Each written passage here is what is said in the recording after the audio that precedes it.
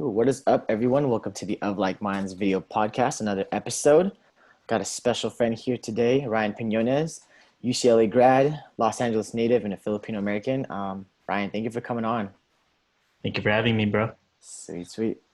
All right, Ryan, just starting. You are a Los Angeles native, and just talking about what it's like growing up in LA. Yeah.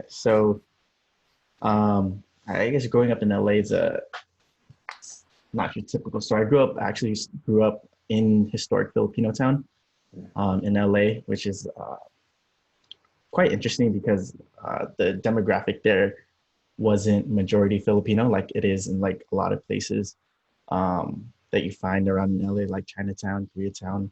Mm-hmm. It was mostly Mexican American, Latinx. Like that was the main demographic, and then there was still a handful of Filipinos in that area.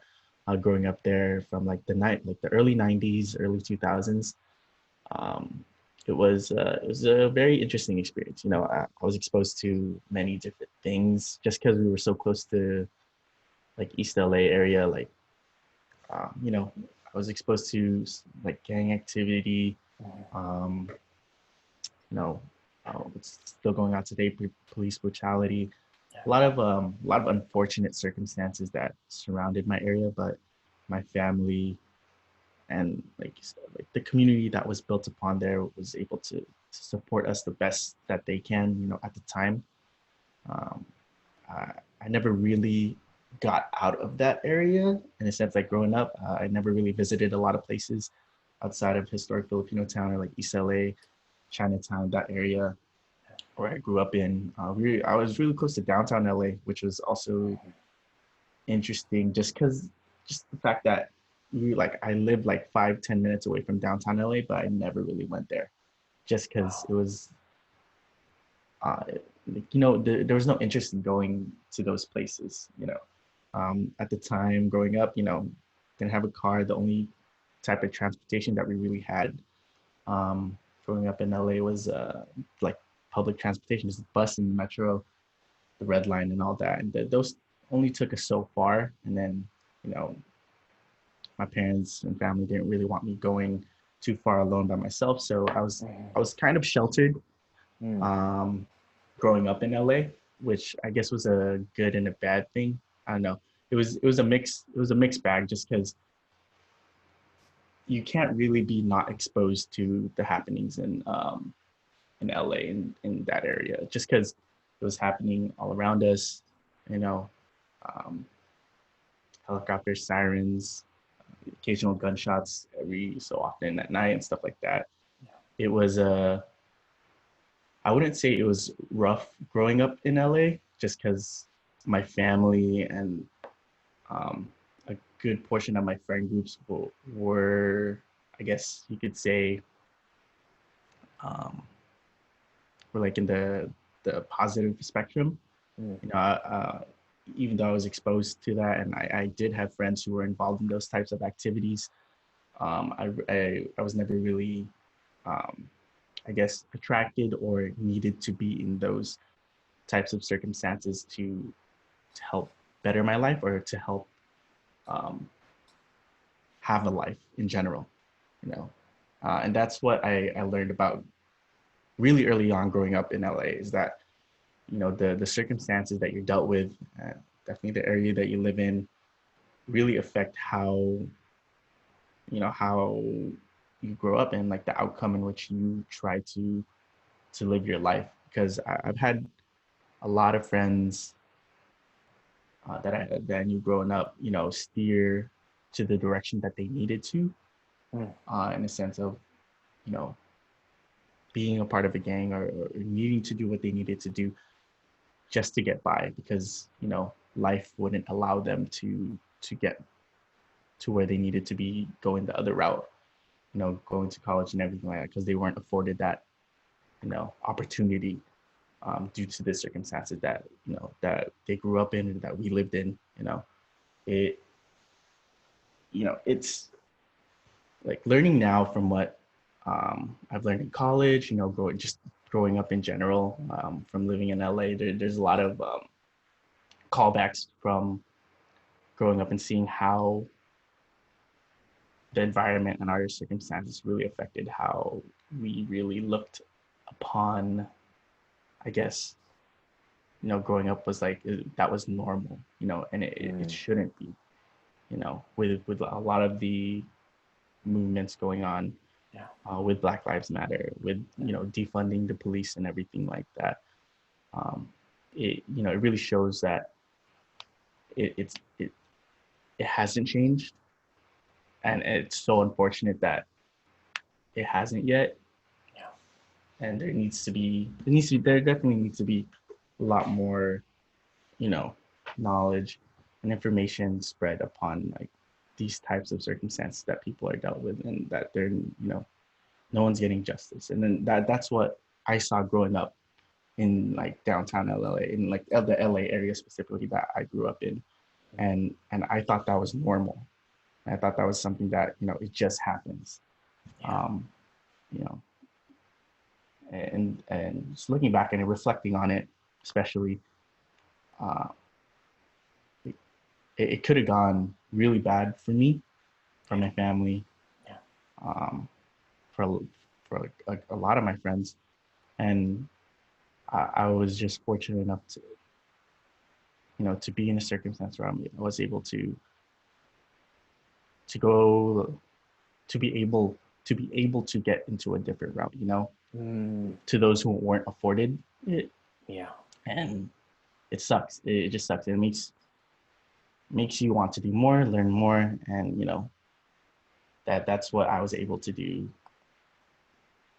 growing up from that area to where I live now, like, to the direction that I was living in now. So it was, growing up in downtown LA was difficult, but it helped with the fact that I had, family and friends that were, trying to look out for the best for me, because we were afforded that opportunity. For sure. And you talked about your family kind of sheltering you and kind of, keeping you away from maybe some of the things that could have steered things differently. But if you can just talk about having both perspectives of, your friends that, went a similar path as you, and, friends that maybe went a different path. So if you can just talk about that dynamic. Yeah. So, both my parents, they came from the Philippines. They met here in the States, actually. And yeah, growing up, we actually lived, before living in historic Filipino town, we actually lived in like the Silver Lake Sunset area, which back then wasn't as gentrified as it is now. So it was still a decent neighborhood, decent place to live in. But then, having a child and everything like that, they needed more affordable housing, more affordable place to live in. That's why we were able to move into the area, that in historic Filipino town. And then they lived in the U.S. since like around early 70s, early 80s. So they understood what was going on at the times, and then of course having me, like, being a 93 baby, a lot of families and people who were in LA at that time, the previous year, knew about the LA riots in 92. So they understood the ramifications of like what has happened in LA, and what could possibly be the outcome of raising a child in LA, especially in the neighborhoods that that they lived in. So being protective and cautious about me. I was my mom's third child, and then I was my dad's second child. So they had families of their own already, and they understood, what it meant already to raise a child, and then raising me. And that at those times they didn't allow me to go out, much, in the sense where they didn't know I was going. They didn't want me out at night. If I was gonna be part of any activities or anything like that, I would have to let them know like that. They would like they would involve me in a lot of stuff in the community, in the sense of like parks and stuff like my other family members were a part of, so they already knew that it was like, a safe environment, stuff like that. In the sense like they put me in basketball, pee wee t-ball, a lot of park and rec stuff, to keep me occupied away from like the other activity that was going around in the neighborhood. Yeah. They enrolled me in private K through 8 private school, which was, I think I was very fortunate to be in, and I know they put in a lot of effort to keep me enrolled there for like 9 years, and I really appreciate them a lot for putting me to that school, just because I was able to find lifelong friends there that I've had friends since kinder Yeah. to now, which is like 20 plus years, which I find is like kind of crazy. Yeah. But yeah, it's being, just being involved in a lot of things, being put through private school K through 8. They just wanted the best for me, and I totally understood that. But then going through high school, even though they sheltered me away from it, it doesn't mean I wasn't exposed to a lot of the activities that was happening. Just even playing outside, like outside in the street, like the cul-de-sac that I lived in, or just at the park nearby my house, in historic Philippines town, called Lake Street Park. We were exposed to many things. There'd be a gang posted up, and down the block from our neighborhood that they most of the affiliations were there, that we knew about, were very um, very heavily involved in gang activity. So, and that they're part of bigger gangs within the neighborhood. So it was a very it was a mixed bag of situations where it can get very dangerous. It can get very uh, hostile at moments.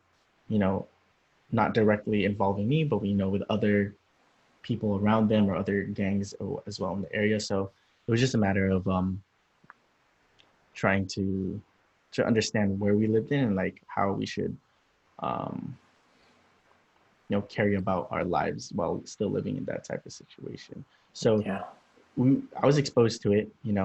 Um, I understood what it was just because it was explained to me so much, by my parents and by the people around me, that um, warn us about these types of situations, and it just from my friends as well.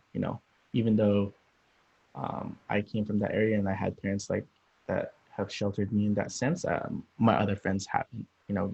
Even though we were in a private school, um, people come from all walks of life. So I had classmates and friends that also lived in the same type of area that I lived in, but were more involved um, in those circumstances just because they needed to be, or they already had family members that were already part of those gangs. And you learn from them. They tell you what happens, stuff like that, and you're young, you're very impressionable, and it stuck with me. A lot of those things stuck with me in the sense where um, I knew that was not for me. That was not the life for me. I did not want to be part of that, situation. But it doesn't mean I couldn't step away from it just because I lived in that type of area, and I needed to live. I couldn't live away from it, so I had to live with it. And that was the situation for a lot of my friends, and classmates growing up in middle school, especially, just because that's when a lot of them started to be more involved in those types of situations, um, and just learning more about um, how to carry yourself in those neighborhoods, and just how to be at school, especially, um, because going into high school, that's when I went to public school at downtown Magnets. It was a very small school, but then it was a magnet school that had kids come from all different areas of LA. So, they would have their immediate students um, who would be from the local area. So me, I was very close to that school, so that would be one of my home schools that I would go to. And then they would also have students from Compton area, their Heights, like all like the Valley. They would have them from all over LA. So it was kind of like a mixing pot of like different areas of LA that some people knew of, some people didn't know of. There's some people there that went to school there. I never went to school like from K through 8 with anyone that lived in like Chinatown or anything like that, just because they had their own school system, like their own communities as well. And then in that school, I was exposed to that, especially from people from like Watts area, Inglewood, Yeah. like that South LA type area. That was the first time having sharing a classroom, being friends with people from those areas. So it was a great opportunity to meet more people, but then it was also um, really big in the fact that from middle school to high school, like even during high school, that's when a lot of my classmates and some of my friends got involved in like gang activity and everything like that, just because again, harking back to what we were like I was talking about before, that it was like an opportunity that they had to deal with, or that they had to be involved with just to get by in life. And um, that caused a lot of tension within the school, just typical high school drama and Yeah. like stuff like that. But then also just like real life situations bleeding into the school system, just because it was such a mixing pot of people from different areas, different backgrounds. Yeah. I mean, well, what was that transition like going from, being in a bubble, essentially, um, being in private school and then transitioning to a public school? Like what did you experience that transition? What was that like?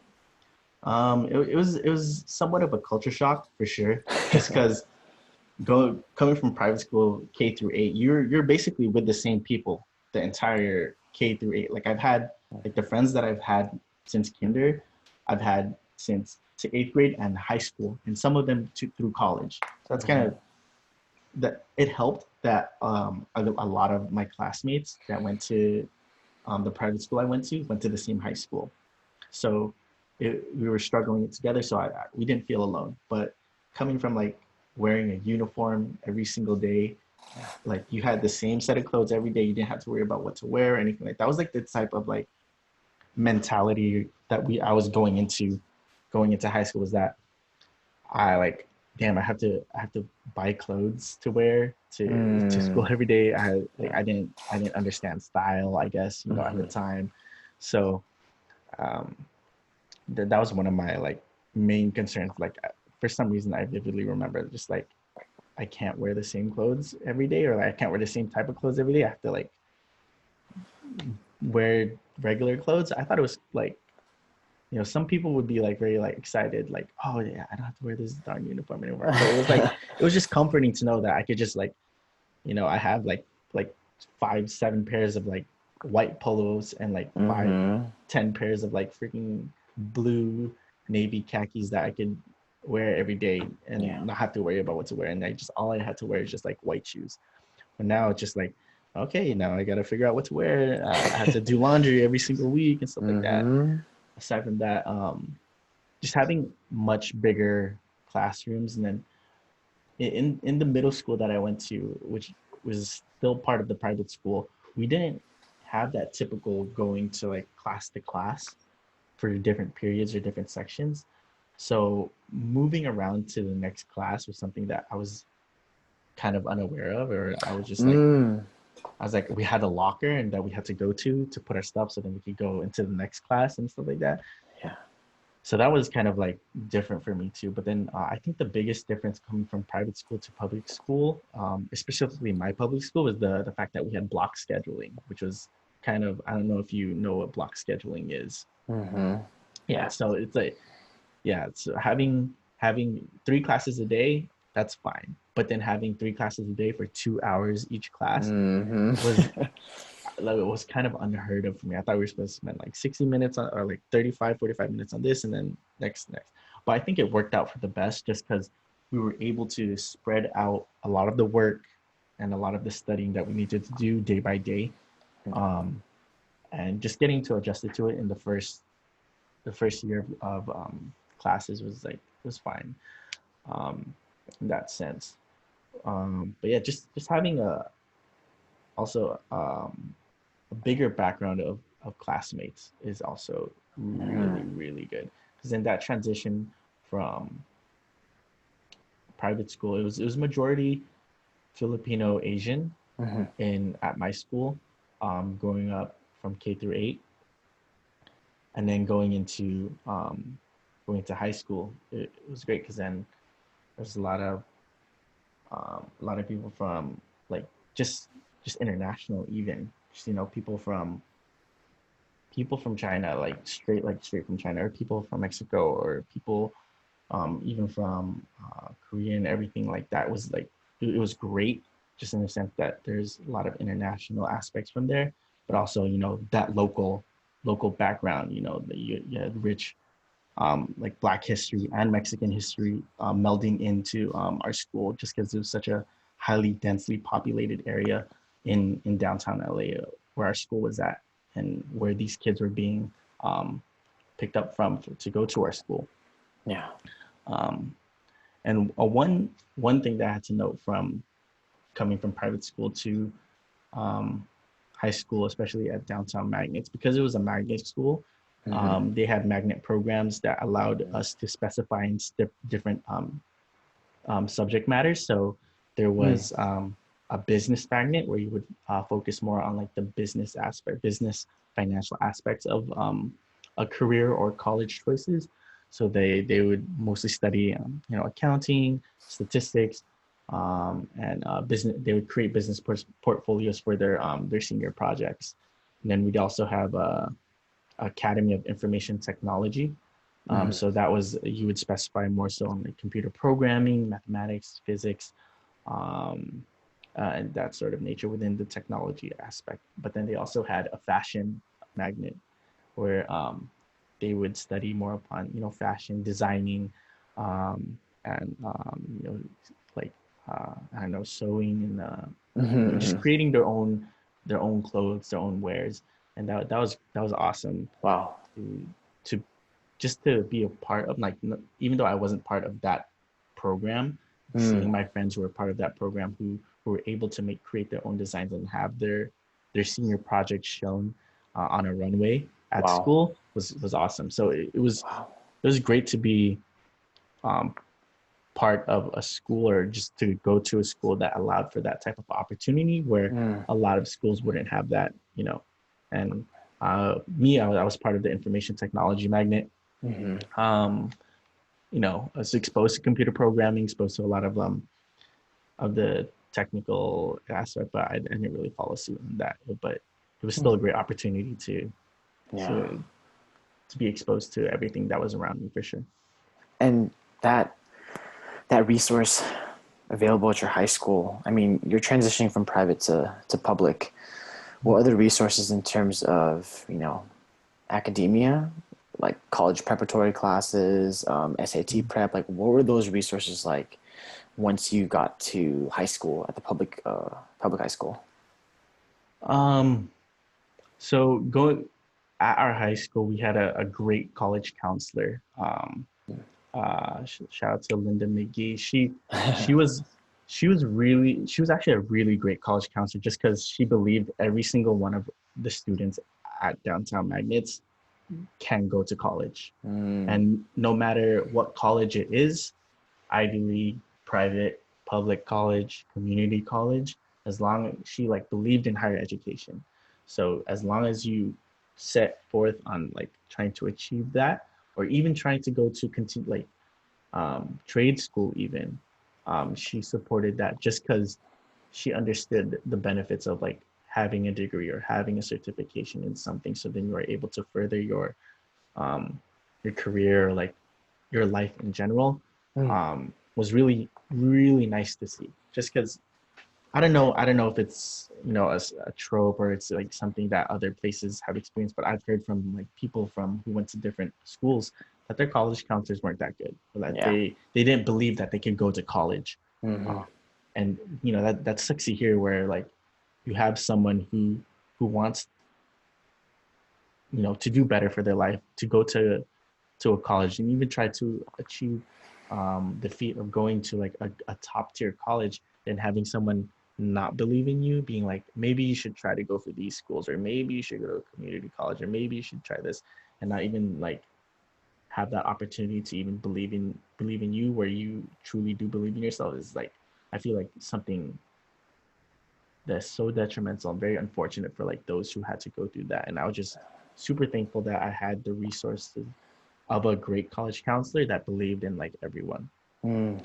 But in a sense of like what resources that were provided for us, you know, um, I think looking back at it, it was really good actually. Just, uh, but in a sense of like the opportunities to understand what colleges provided, and like where we should go if we want to further a certain career path, was great. We had all that information, but in the sense of like SAT prep, ACT prep, um, like college admission letters, what is it called, personal statements, and personal essays that we needed to provide for colleges, there wasn't that much resources, I would say, for um, that our high school or college counselor provided, just because we didn't have the funding. You Mm. know, we were a small school. My graduating class of 2011 was less than 100, or about 100. Wow. That's a public school in downtown LA. While the school next to us, Roybal High School, which is like one of the biggest high schools in like Southern California right now, had like 700 to 1,000 graduating class, just because their school was so big and they Mm-hmm. had so many students. And it sucks because the students that, you know, at our school, were excelling. They were doing well, um, and we had like a lot of opportunities to, go to different colleges and all that. But it was because of like the hard work and the due diligence of like the people who went to our school. And they went out and seeked out information on their own, that was that that they were able to provide for themselves at a reasonable price, or like for free even at the library. Um, I guess to offset like the SAT prep or ACT prep, or like the testing prep and personal essay um,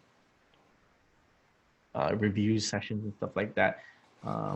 The Our college counselor was able to provide other resources to where we could go to, where we could find like, free books on SAT prep, you know, Mm. or people who were on online college boards that were able to provide um, reviews for your personal statement or personal essay. Our college counselor was also very kind enough to read like all of our personal statements that we wanted to send to colleges and review them one by one.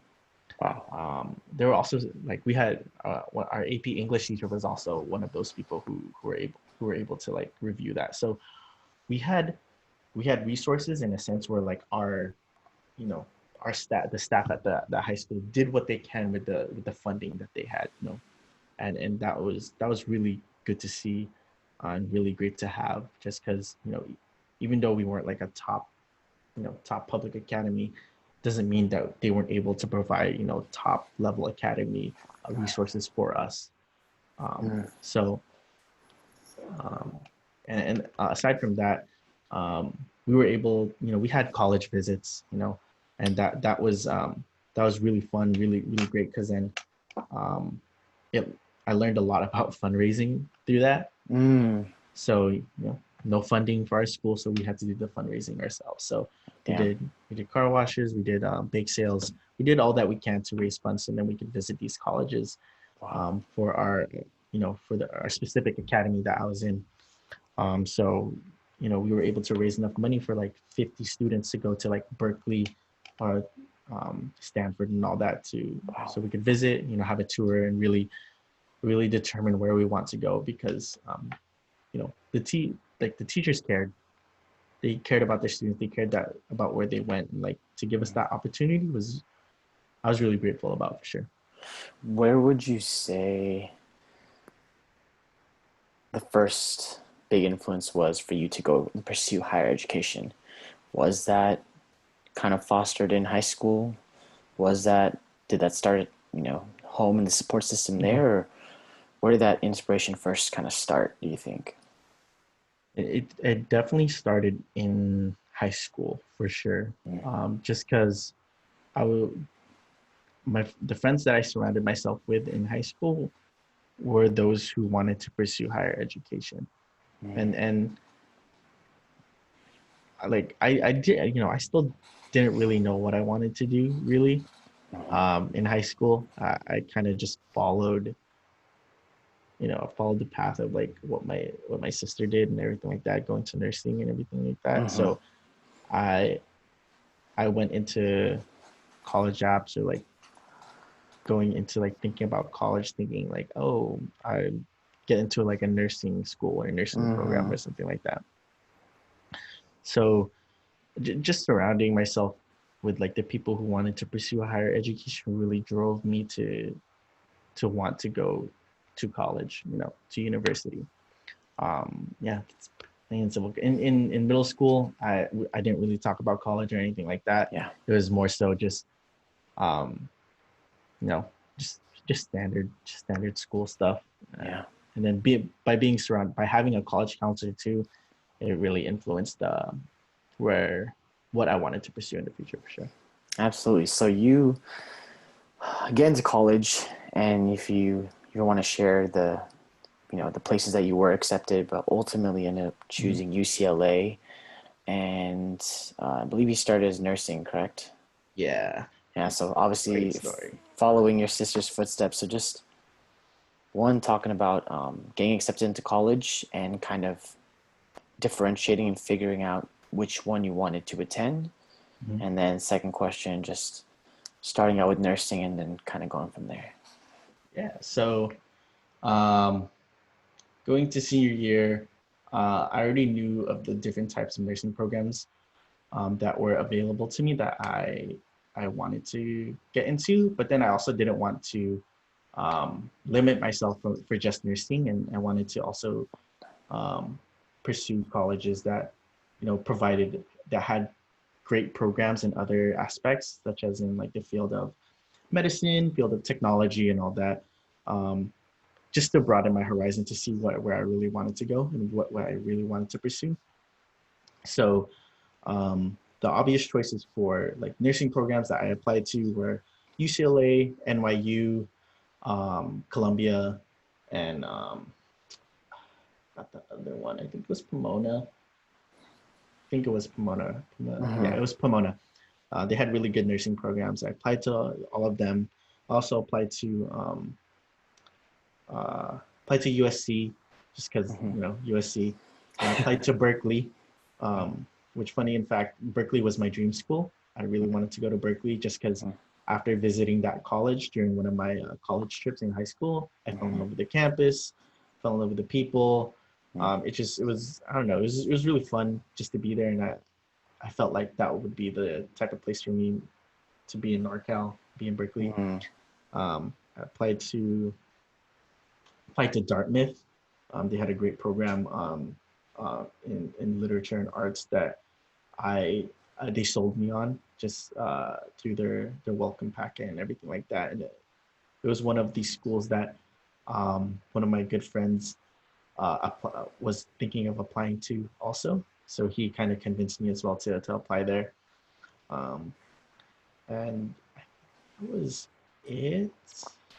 Yeah, that was basically it. I also applied to different UCs just because I was afforded free Mm-hmm. the free what is it called free application. I had Yeah. the free application. I had the fee waiver. That's what it was. Mm-hmm.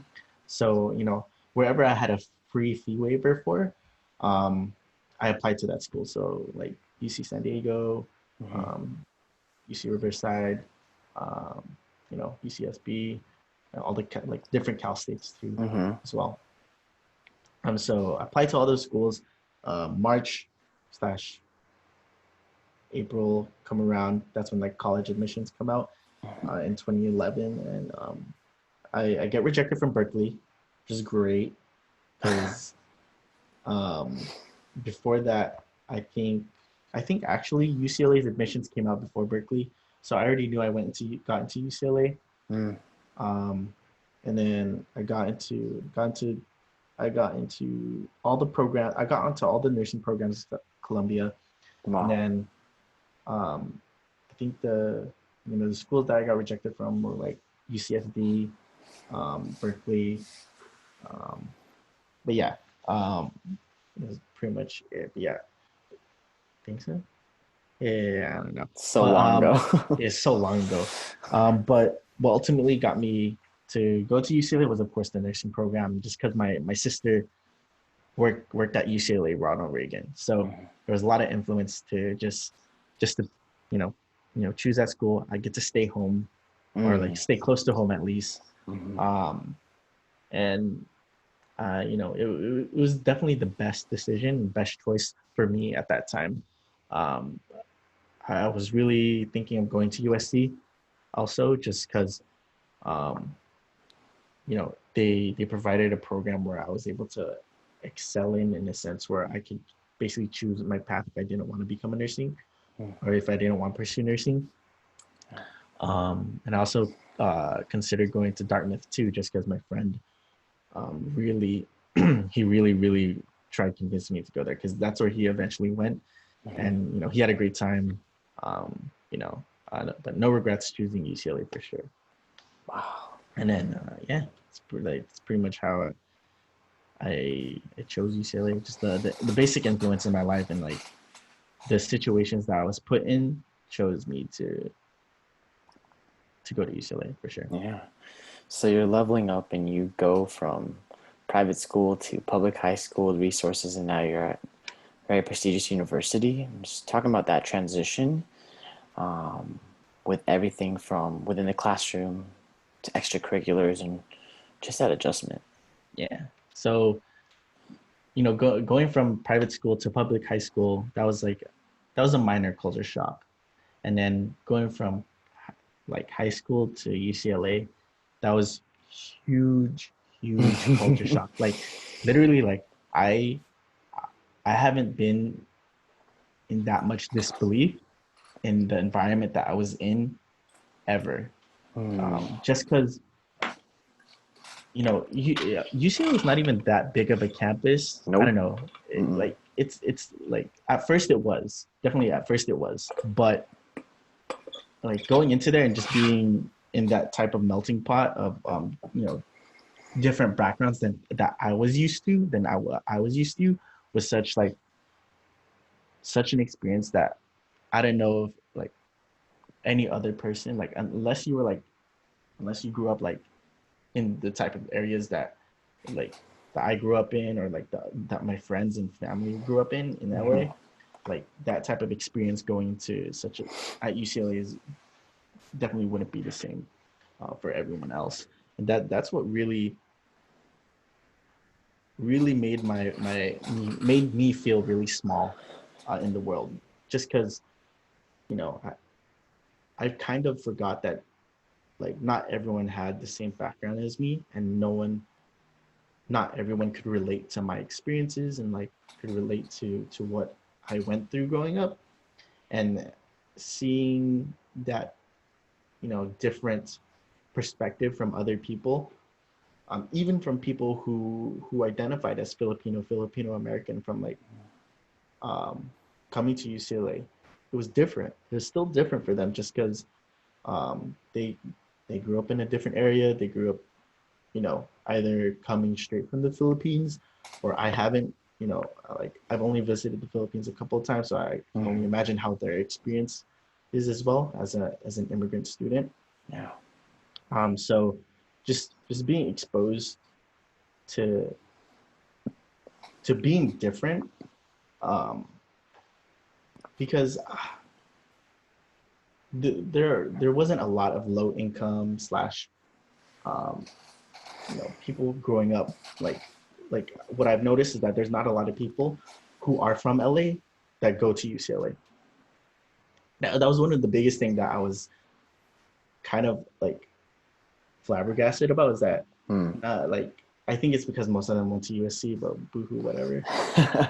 But but yeah, that was like I was one of like the only few people who grew up in LA, who lived in LA, that went to UCLA at the time that I went to UCLA, and that's something that I was kind of like, whoa, it's kind of wild. Like there are people who grew up in like the Valley, Orange County, like Riverside, like Inland Empire area, but not like straight from like that. Like I can count like a handful of people like who were from LA that went to UCLA, like from like my area even.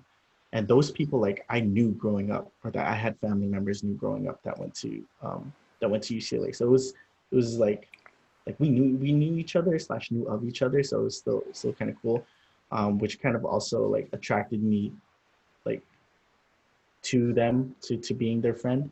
But also I think one thing that was really beneficial to going from like was part of the reason why I also went to UCLA, besides the program of the nursing program, was it's called Bruin Life Weekend that you and me were both a part of. Yeah. It was that experience of being asked to go to UCLA for a weekend, before we made our decision to go to the colleges that we wanted to go to, and experience what it was like to be a UCLA student before we even chose to go there. Was such a great experience. They provided us with housing. They provided us with like kind of like a mentorship / resource guide of like what it is like to be a UCLA student, what it is like to live on campus in the dorms, to eat the dorm food, to experience what it's like to be in classes, and like just meet the other students, high school seniors who are also accepted to UCLA that could possibly, be your like, not possibly, because like most of the like basically all of the people that we went to Bruin Life Weekend with, what became our friends. Yeah. And just to have that tight knit, like just having a group of people that you already knew going to UCLA helped the world, helped us transition into that space a lot better. And so I was just so fortunate to just be part of that and to be able to experience that, and have that culture shock going into UCLA, be a little bit bearable, because I know, like, even though like a lot of us came from different backgrounds, different areas of the world, it was just nice to know that we experienced something together, and then we were able to experience the whole aspect of being a UCLA student in its full, getting there that first 0 week. Yeah, the Bruin Life Weekend, you talking about that brings up so many like awesome memories. And not only did that have an influence on you just that weekend in terms of deciding where to go, but you also were heavily involved with programs that were heavily Filipino based. And so those programs being Samahang Filipino and Samahang Modern. So just talking about your involvement in finding comfort in spaces with people that have similar backgrounds and cultural understandings and growing up, especially just adjusting to the university, if you can talk about that.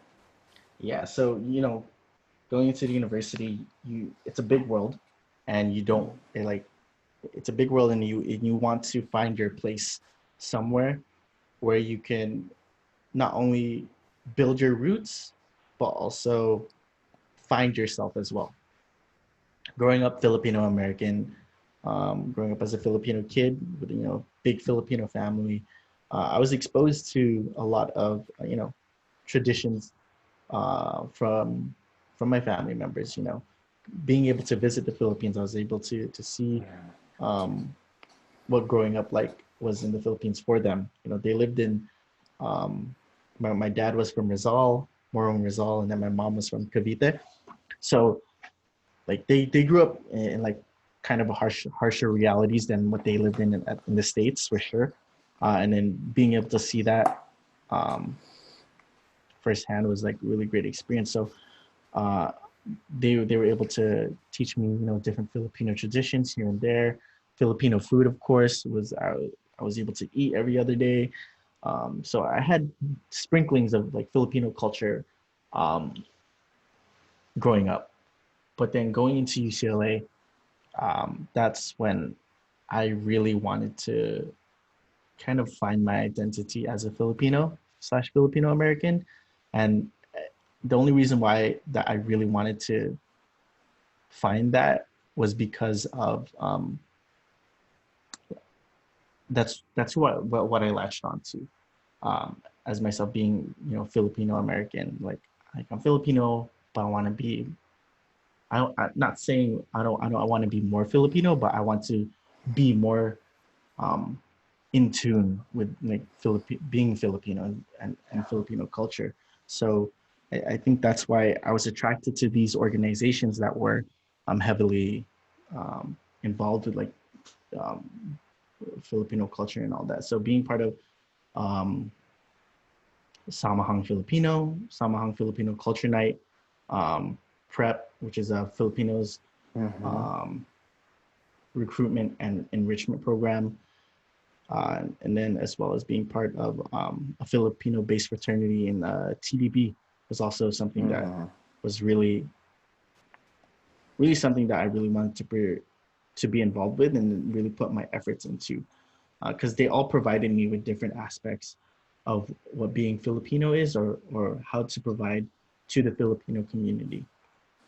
So just talking, giving quick blurs about like different things. I was being part of Samahang Filipino, the Filipino, basically the Filipino club at UCLA, was great because it gave you different avenues of or different doesn't what I'm trying to say. Like they provided us with resources for different organizations or slash Filipino organizations as well on campus that we could be involved in if we wanted to be specifically involved with something. So there's like Filipinos for engineering, Filipinos in nursing, all like they were able to have those types of people, those types of organizations come through and have that space for them and be able to advertise that hey, there's people, there are Filipinos in like filmmaking as well, and Mm-hmm. there'd be a couple of Filipino filmmakers that that we knew of that were involved, and it was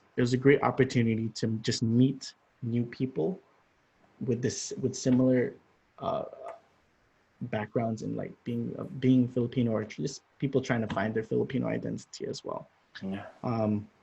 And then Samahang Modern was great. It was uh, how do I want to describe them? They're basically a collegiate um, dance team at UCLA Mm-hmm. that was part of Samahang, that was stemmed from Samahang Filipino Mm-hmm. because of the culture night.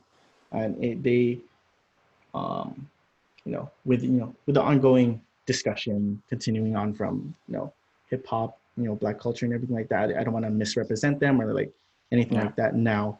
But, they were heavily based, around like hip hop dance Mm-hmm. and, um, you know, like even like to this day they're implementing like Filipino type of dance, like um, cultural dances within their, Mm-hmm. which was an interesting take on like what they were doing, which I find you know like interesting. Where I see where they go with this and all that. But yeah, that was the collegiate dance team that I was part of for Mm-hmm. 2 years. Great experience because they it wasn't just exclusive to Filipinos or those who are identified as Filipino American. Anyone could join. You just those are people that just wanted to dance, and it was great because it really found I really found that I really like dancing. That Mm-hmm. I'm pretty decent at dancing, and like I want to get better at dancing. So it provided that environment for me to express myself in that way, and just to meet more people who are like minded and like who wanted to be better dancers or who wanted to just dance for fun as well. Mm-hmm. um, and then touching upon prep, Filipino recruitment and enrichment program, which I think that was the most heavily involved I was with an organization, just because they were the organization that hosted Bruin Life Weekend. Mm-hmm. Um, You were leading because that for a bit, right? yeah, so yeah, that Mm-hmm. comes to where I'm coming from. So Joy, the previous director of Bruin Life Weekend, Mm-hmm. she was our host that year as well for Mm-hmm. Bruin Life Weekend 2011. She basically um, she influenced me to take the lead on Bruin Life Weekend, being able to provide a space for seniors who identified as Filipino or Filipino American who wanted to go to UCLA, who were accepted to UCLA, get that opportunity to experience what it is like to be a UCLA student. Mm-hmm. So I did that for basically 3 years. So, well, 4 years technically because I was a volunteer my first year. Um, so I led that for 3 years, and that basically, influenced a lot of like my life right now, just because it was involved in recruitment, which Mm-hmm. is part of the job that I'm doing now. But Yeah. it also was part of just building um, building this connection with people who you don't know, and you want them to see the type of opportunities that you're able to provide for them at your school, in a sense of not only being a Filipino slash Filipino American, but also just being a UCLA student in general, and being able to find workarounds on like how we could provide different resources for different backgrounds, you know. Um, like Joy and I had similar types of backgrounds in the sense of like where we came from and all that. Her being from San Diego, me being from LA. We didn't grow up in the best of neighborhoods, Mm-hmm. so we were able to provide a new aspect or a new view of of being a UCLA student coming from those types of areas. So we not only catered to people who possibly came from our types of backgrounds, but also people who came from the Philippines, like who were immigrants who are trying to find their way as as a Filipino in a predominantly Filipino American school, Mm-hmm. or those who were even Filipino Americans who came from the East Coast, because that's also a culture shock coming from the East Coast to the West Coast. So we were able to brainstorm more um, more aspects of what it's like to be a Filipino slash Filipino American at UCLA from these types of backgrounds. So it just provided me with a lot of problem solving, a lot of like new ways of thinking of like how to solve things and how to provide these opportunities for different people. So I think that was definitely one of the best decisions I made at UCLA, in the Mm-hmm. sense of just being part of prep slash Bruin Life Weekend.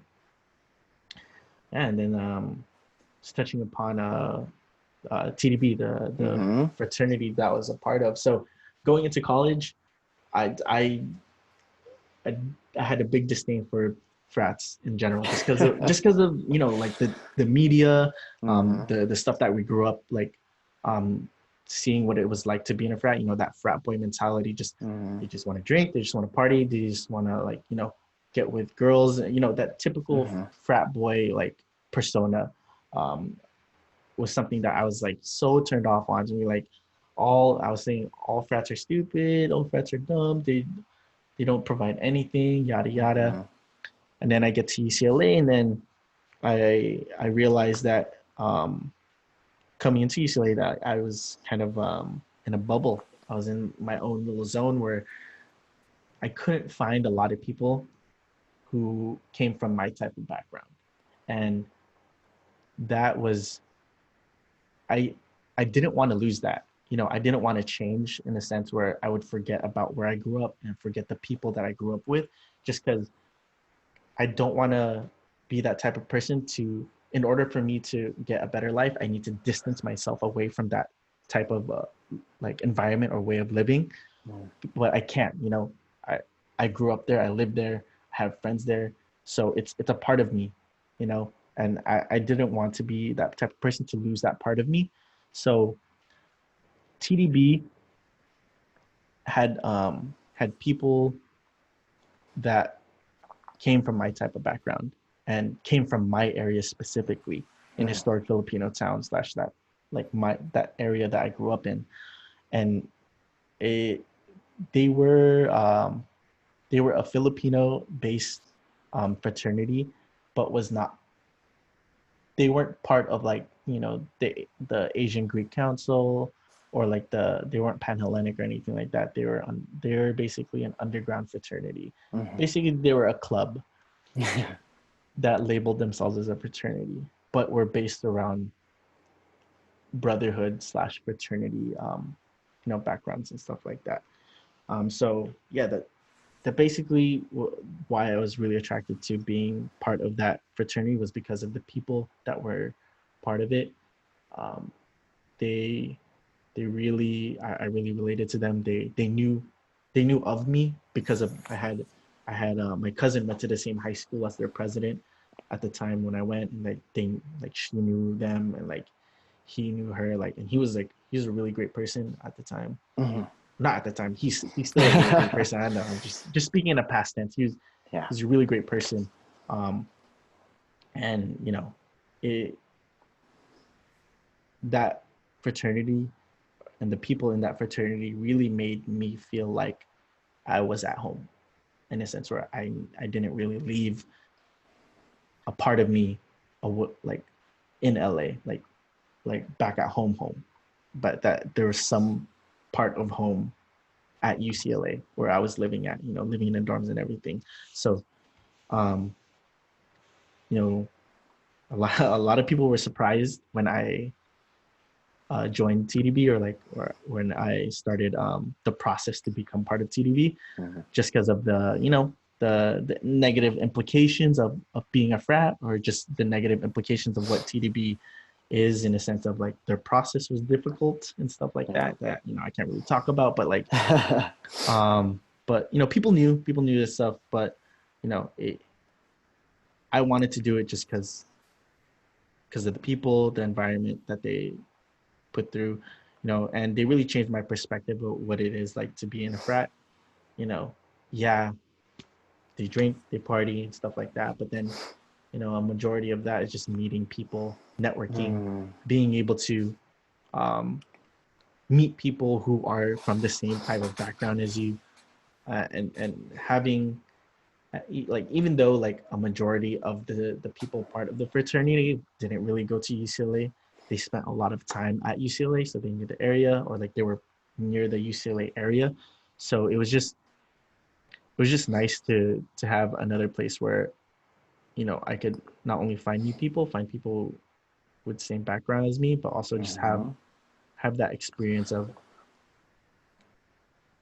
being able to meet alumni that can provide an opportunity for someone and be able to give you insight on what it is like in certain types of industries.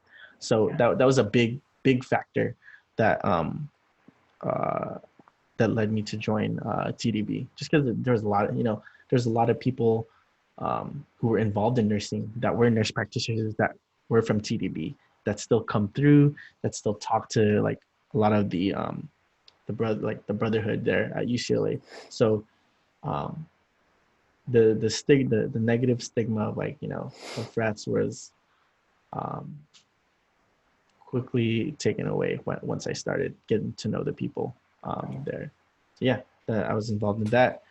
But yeah, just heavily involved in those types, just to find my identity as a Filipino slash Filipino American. Yeah, I mean, I was just gonna say all these, you know, Samahang Filipino, Samahang Modern, Prep, TDB, all these spaces speak to you as a person and speak to you as you feel a certain calling.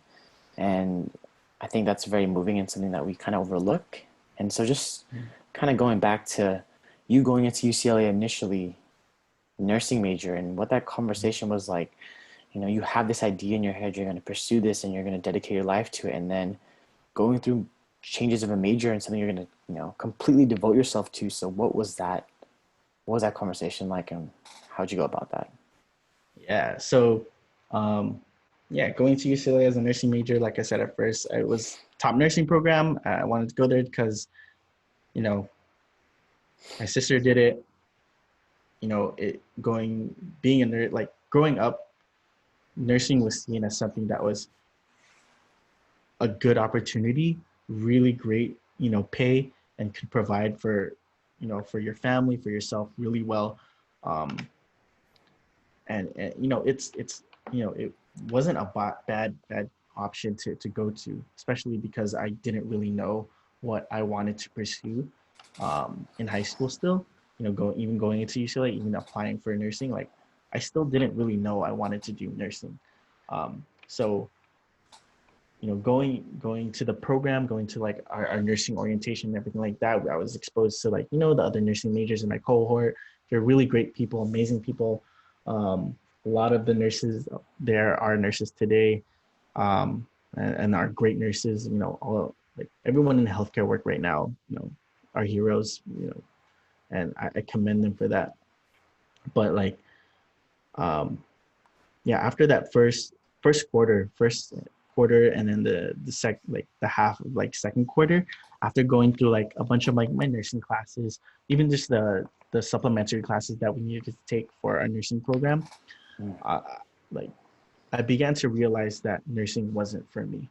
It takes a certain type of person to really pursue nursing, to become a nurse. Like you can't really just, you know go into it like, I'm going to become a nurse because it pays good. In order to become a good nurse, in order to become, someone, who can be seen as someone who could take care of someone and be able to provide for someone, you really need to have that in you, like that thing in you to really be a nurse. Like you can you can try to go about it just as a job, but it's not going to last long in that sense. And I knew for that fact that I couldn't put myself through that, or I couldn't put my energy and my resources into becoming a nurse, because that wasn't in me.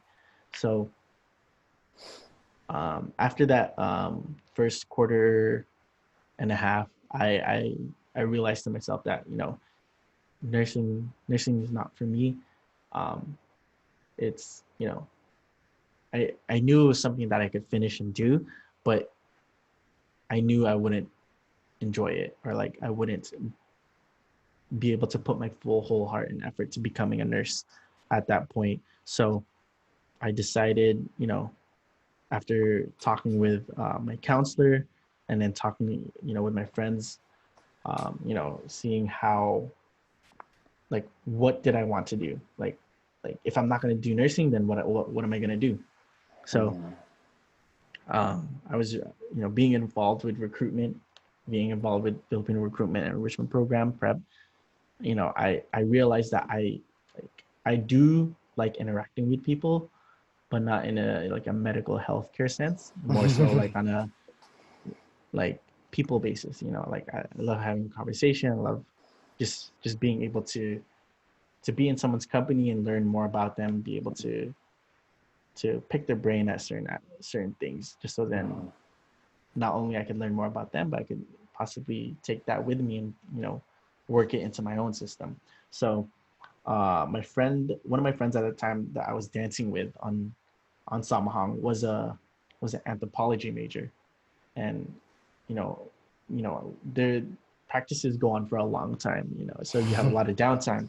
So just having a conversation with that person, describing what it is like to be an anthropology major, understanding the aspects of of anthropology, of archaeology, cultural anthropology, biological. I realized that that was something more so that I was interested in.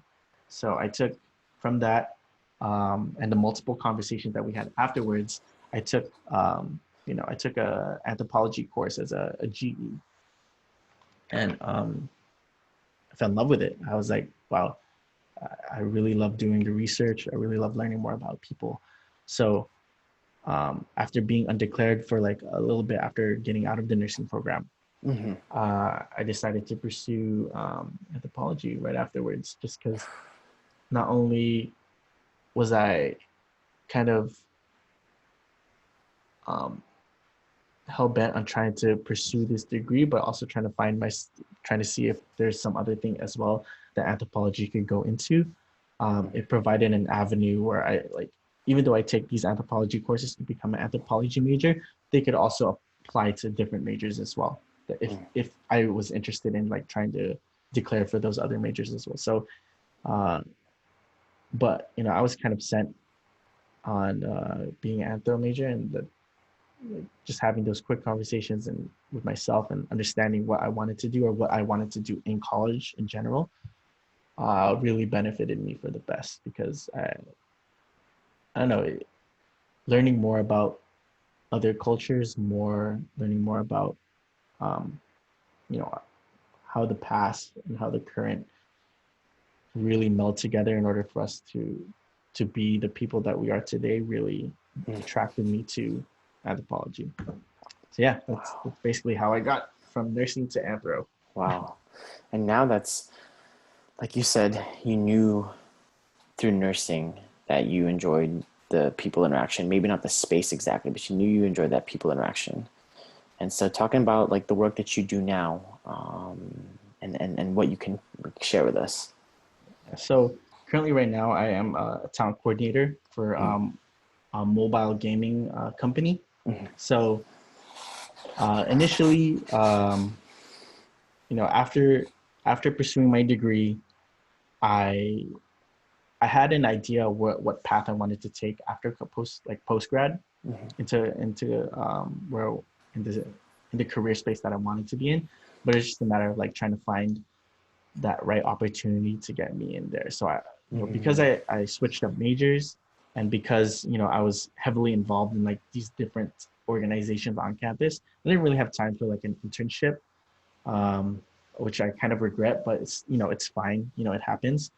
Um, I wasn't able to get like those opportunities post grad like right away, where I wanted to pursue in the talent acquisition slash human resources space, because the talent acquisition slash talent recruitment is within HR basically. So just trying to find that avenue to get into that space was difficult at first, but with through persistence, through I guess some luck as well, I was able to find an opportunity in HR and then grow into to being a talent coordinator. So I started off like as like payroll slash like time management inputter. I don't know, something very basic HR. And through that, I was able to network and talk to some people within my company to find opportunities within uh, another company afterwards. And then now I'm here. So basically, this recruitment space from college at prep, I was able to translate a lot of the work and the skills that I gained from that into talent acquisition in the mobile game space. Just because I'm interacting with these people, I'm trying to give them the best opportunity that we can and provide them with all the resources within our space that we could provide for them. So then they would have a comfortable living working for us. So everything that I did in prep translated extremely well to the thing that I'm doing right now as a talent coordinator at the company that I work for now. So um, at the work that I do now, I'm not only am I like interacting with people, but I'm trying to give and search for people who want to work on a game that I truly believe in, and that I truly enjoy playing as well. So just by being committed and so involved into the company that I work in and that I believe in really helps my job become a lot easier, in a sense where like I'm not really interviewing people in this space, where being a talent coordinator, we are trying to find um, people to fill the jobs within our company. So, we're trying to find designers. I'm trying to find, program engineers. I'm trying to find artists and stuff like that. So we're trying to fill these roles up, but it's not hard because I'm able to have a conversation with these people on the phone or like through the webcam, where it comes off natural. It's not that standard interview where like, so what skills do you have? What can you do? yada yada. Like, what are your soft skills? What are the hard skills that I could get out of you? It's not like that. Like, these conversations that I have with these people are more so on like on a person to person basis. Mm-hmm. So it's like, hey, so like, what games do you like to play? You know, like, what do you think about this game, and what improvements do you think you can make it better? Like, because I think we could do this, this, and this, and this, and that. So like, a lot of the conversations slash interviews that I have with these people aren't really interviews. Like, I'm getting to know this person to see, to see if their headspace and their mind is right to be part of the company. And then they go through their standard interview process with like the hiring leads and the hiring managers and like the whole team that they're going to work with. So being that um, initial point of contact for them really helps our company, just because it provides the person who we're trying to get or who we're trying to interview, um, that sense of belonging, that sense of being like, hey, I'm not alone in this. Like I have someone to talk to and not someone that I have to turn to just to find a job, because even though they might get rejected from the position at first, it's not like I'm a lost network. You know, they have my phone number, I have their phone number. Hey, maybe if maybe this role wasn't right for you, but there might be another role that you might be great in that I could like, oh, I remember talking to this person, hearing the feedback from him. Hey, maybe he could fill this role. Yeah. So just just being able to distinguish, you know, this job from being a job, and like this job from actually just being an opportunity for growth and improvement for the company that I believe in and for the people that I want to believe in, Mm. really helps um, make my job a lot easier and a lot more enjoyable, in a sense where I'm not working, I'm trying to help, you know? Mm. I And love, yeah. I love that. I mean, see where you've come from, see what you've built, over the years. I know that ultimately comes back to your biggest influences, and I know that being your family. And I know on a very surface level, your sister just even pursuing that major and wanting to do nursing. So not only your sister, but your parents. And I think you, unlike, a lot of us, you've dealt with a lot of things that I personally haven't, and, a lot of our friends haven't had to deal with. But one, just talking about the influence of your parents on you, as well as your sister's influence on you. And we'll start there. Yeah. So yeah, growing up, growing up, I was very fortunate to have both my parents in my life, and that's also something that, not a lot of people have available to them, or like that they were able to grow up with. So I was fortunate to have them in my life, growing up. Um, they were a really big influence, in a sense where, uh, like, even growing up in like a private school, being sheltered and stuff like that, I was still kind of like a bad kid, where I didn't really listen to them. I listened to them to an extent where, like, I knew, like, if I did this, then of course that, something bad would happen in an outcome, being involved with the gang or being like out too late and stuff like that. But I was still, you know, ditching school sometimes. I was hanging around with, like, I still had friends like who were with gangs, who were involved in gangs, that my parents told me to not be friends with them anymore, but I didn't listen to them. I still hung out like in areas where I shouldn't hang out in and stuff like that. So, and I wasn't doing too good in school. That was like one of those things too, where I was, I, I was, I didn't care. I didn't care as much. I understood my parents cared for me. They just wanted the best for me, but I didn't care as much as I should have at the time. But they still loved me. They still cared for me. I was, again, super super fortunate to have parents that really wanted the best for me. That's all they ever wanted for me, was the best for me, and I understood that, but I didn't care for it at that time. And then, you know, going through what I went through. So, um,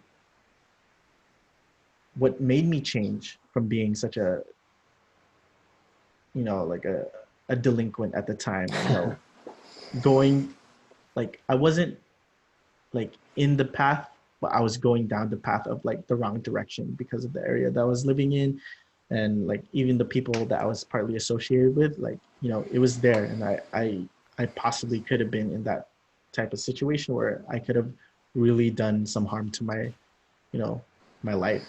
And what changed that was because uh, my parents passed away.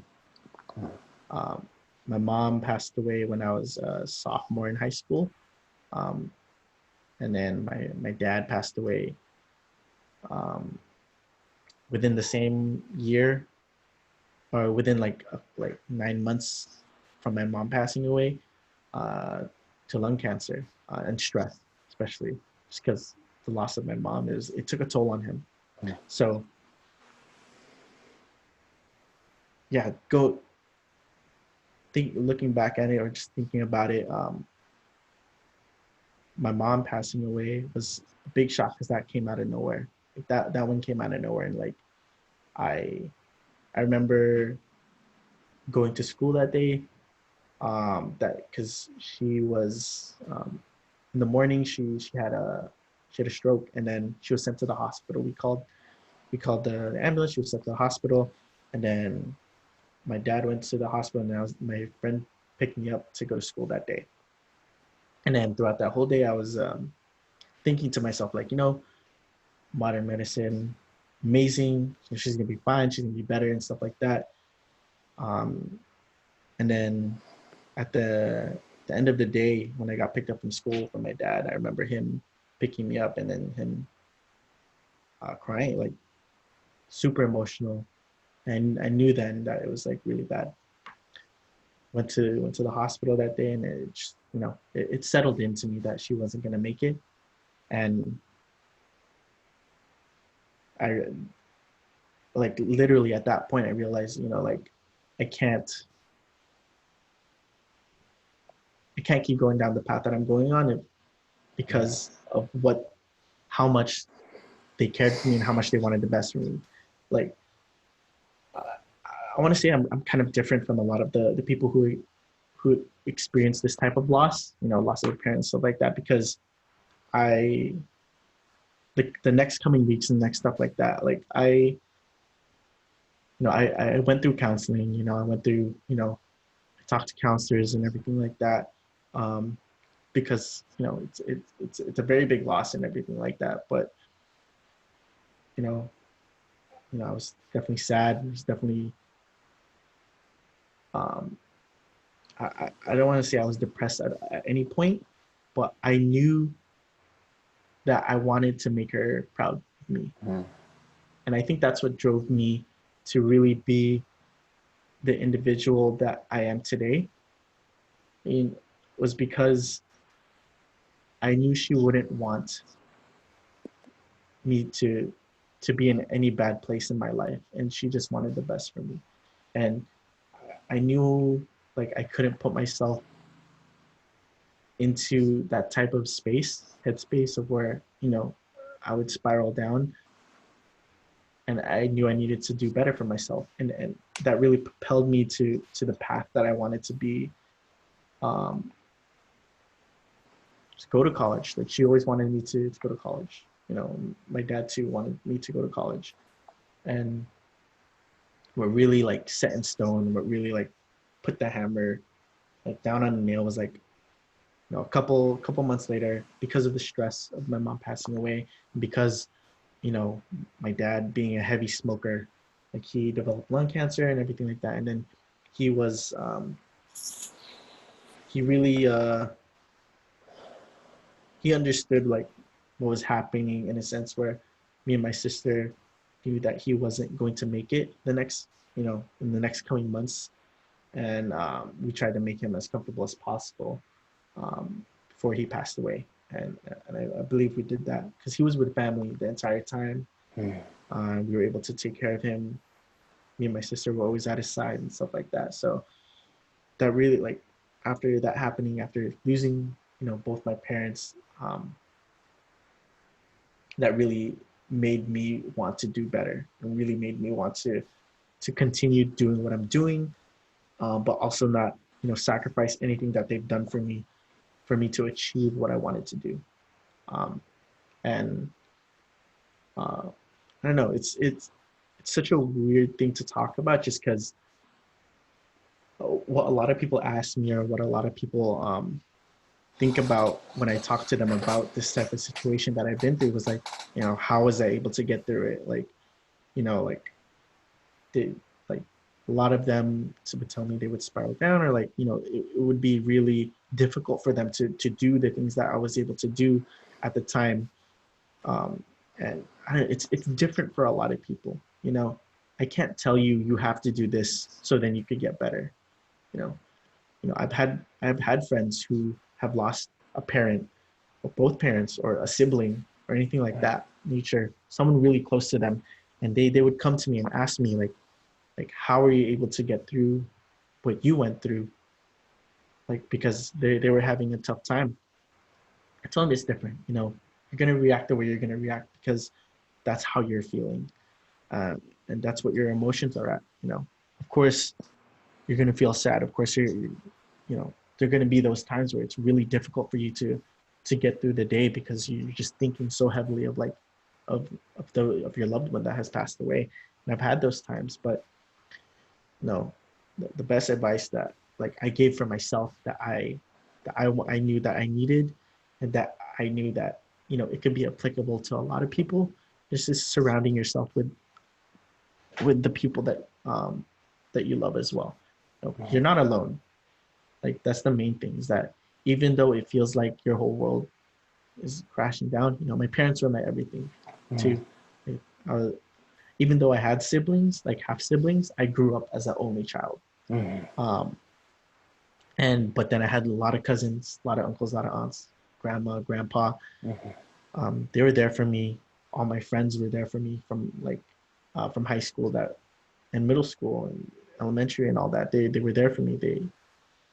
I had to understand that I couldn't push anyone away, because in a sense that I would be pushing myself away from them. So just being able to surround myself with those people, being able to take in what they're saying, and not push them away, because they don't understand how I'm feeling. Like, no one's gonna ever understand how you're feeling. Like, even though if you're someone's dealt the same situation, which I hope, no one ever has to feel the same type of pain that I felt. Like, even though, like, another one of my friends who lost a parent, like both of their parents as well, like, I can't relate my feelings or my emotions to how they're feeling, because it's always going to be different. So the best way that I could help them is just be there for them, and then listen to them, listen to everything that they're saying. So yeah, it's just like coming off that tangent, just as unfortunate as a situation as it was, like, that the situation that I was dealt with really propelled me to where I am today. Never forget, like, what they've done for me. Like, I was just so fortunate enough to have lived a life with them, to have memories with them, to have pictures with them and videos with them, and those are the things that I always look back on, that I still have. I have a whole photo album with them, me when I was a kid, me when I was in middle school, stuff like that. So, like, I look back on those memories, and I make sure that never forget them, and it's something that I'll continue to remember them about. Never going away. I mean, thank you for sharing that, Ryan. It's a lot, and I just want to say thank you for sharing that.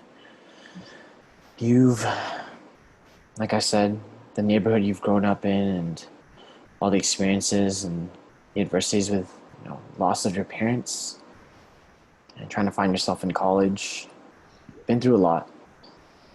And I wanted to ask all the spaces and people you've come across, if you could just speak and say something, anything, to the 13-year-old self of you, or anyone out there listening to this, Ryan, what would you what would you say, what would you share with that 13-year-old version of yourself or younger viewer out there, um, just figuring out life?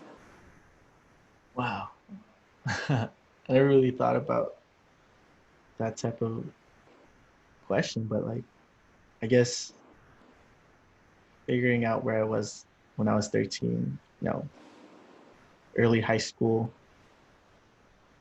late middle school, just trying to figure out, what I'm gonna wear the next day in high school, coming from private to public school. But just I would tell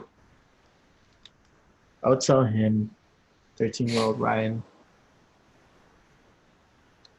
to really enjoy the time that you have with all the people that you are surrounded in the different spaces that you're in, to really soak in every single thing, be it with family, be it with all your friends, your dance team, every single space that you're going to be in, you're going to create memories and you're going to create relationships that will last a while. So definitely absorb and be present. Be present in all those spaces, because then I remember finding myself really out of it in some aspects in some spaces that I was in, just because something that happened, or like some sort of things. Um, but just to really be present there and really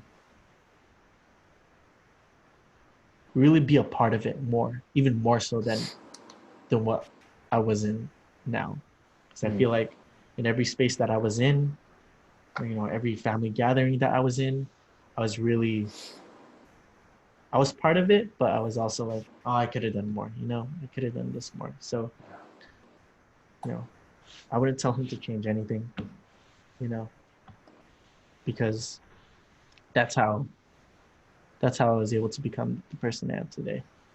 So really be present and enjoy every space that you're in, every family member that you're with. Yeah, thank you for that question. Wow, that was a really great question that, I would love to tell myself in 13 for sure. Yeah, well, I know in one way that will manifest, someone's going to listen to this and they're going to embody that, and it's going to inspire them similarly to your siblings and your parents and all the influences on you. But just want to say thank you, Ryan. Thank you for sharing your story.